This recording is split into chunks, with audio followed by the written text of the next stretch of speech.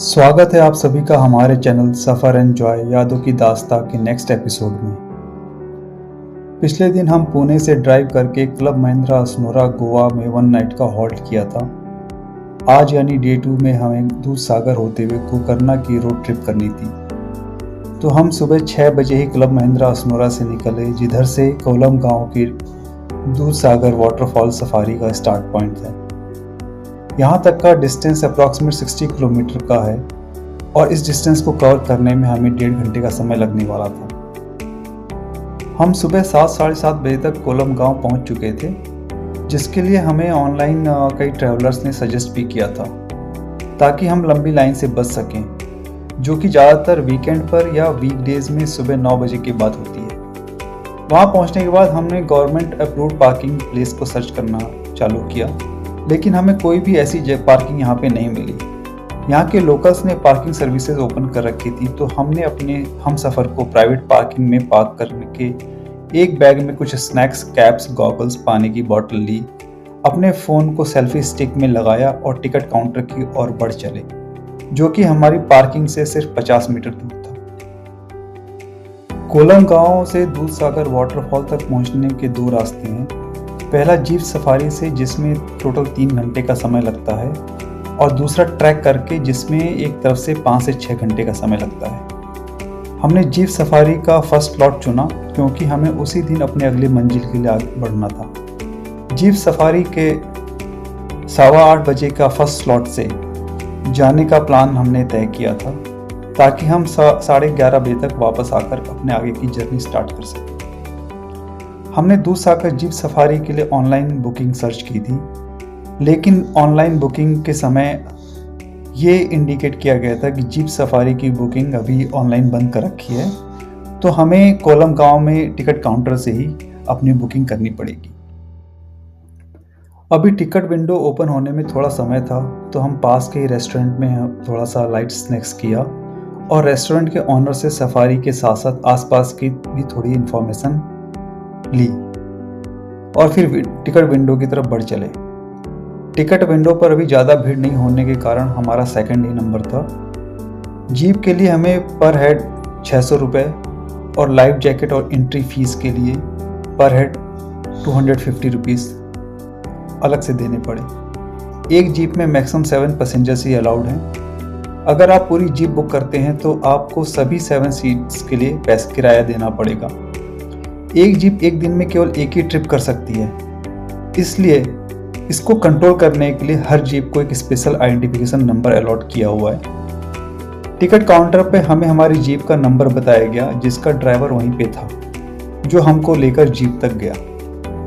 Jeep हमको लेके जैसे ही पार्किंग से निकली, हमारे आगे वाली जीप जो कि स्टार्ट नहीं हो पा रही थी, के कारण कुछ समय के लिए हमें रुकना पड़ गया।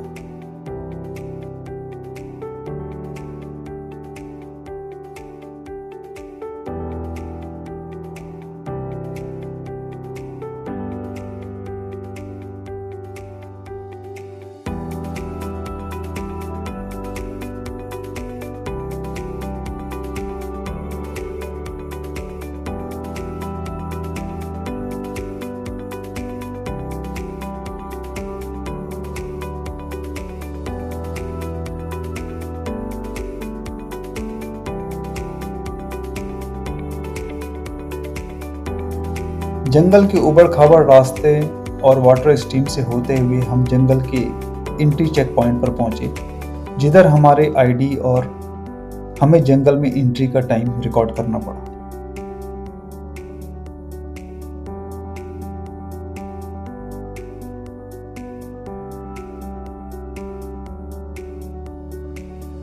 दूधसागर वाटरफॉल भगवान महावीर सेंचुरी में है, जो कि 240 स्क्वायर किलोमीटर में फैले मोलेम फॉरेस्ट के अंदर आता है। हम 3-4 वाटर स्ट्रीम्स को पार करते हुए घने जंगल के अंदर बढ़ते जा रहे थे। ये रास्ते, जो कि वाटर स्ट्रीम्स में जीप के चलने के कारण बने कीचड़ से और भी ज़्यादा खराब और गड्ढों से भरे हुए हो गए थे, जिसके कारण जीप को भी चलने में काफ़ी परेशानी हो रही थी।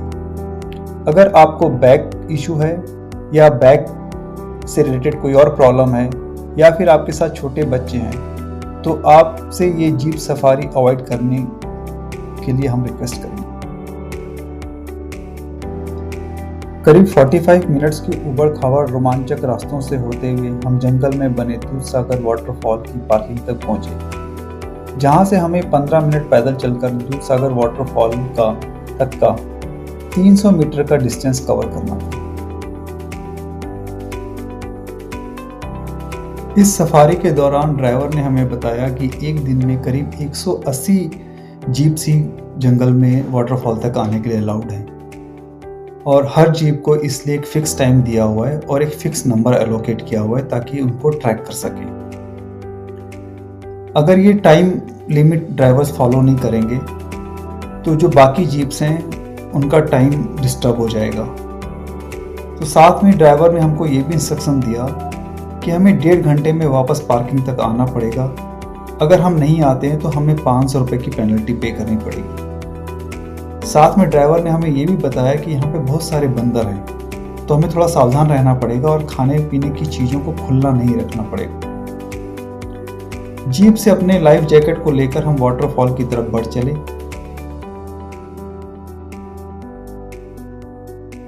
फॉरेस्ट डिपार्टमेंट ने टूरिस्ट के फैसिलिटीज के लिए पार्किंग से और फॉल के बीच में वॉशरूम्स और चेंजिंग रूम बना रखा है।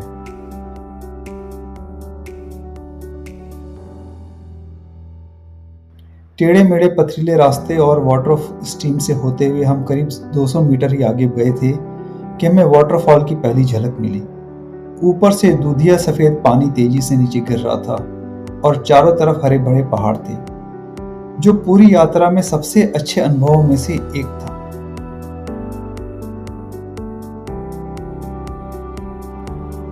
दूधसागर वाटरफॉल, जो कि गोवा और कर्नाटक के बॉर्डर पर है और मंडोवी नदी से जुड़े होने के कारण इसमें हमेशा पानी होता है। वाटरफॉल की हाइट अप्रॉक्सीमेट 1000 फीट है और इससे बनने वाले नेचुरल पुल की गहराई कहीं कहीं पे 20 फीट तक है। पुल का पानी ठंडा और बहुत सारी मछलियां भी इसमें थी।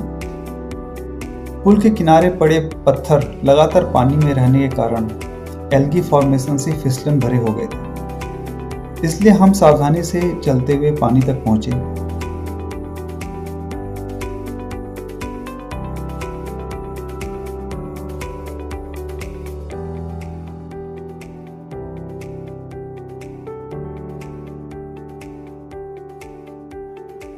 हजार फीट की ऊंचाई से गिरते हुए पानी की बूंदें हवा में मिलकर फुहारे के बादल बना रही थी।